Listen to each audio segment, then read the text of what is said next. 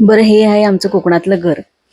काल रात्री आम्ही इथे आलो आणि आज सकाळी ना घावणे चटणीचा नाश्ता करून बाहेर पडलोय कुडाळ मार्केटमध्ये जाण्यासाठी.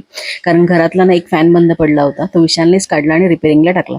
कारण कोकणामध्ये ना कामं करण्यासाठी माणसं पटकन भेटत नाहीत. आज 2 मे प्रिशाचा रिझल्ट पण होता आणि विशालने ना मध्येच गाडी थांबून आम्हाला गाडीमध्ये बसून कुठे फरार झालाय बघण्यासाठी मी त्याच्या पाठी गेले.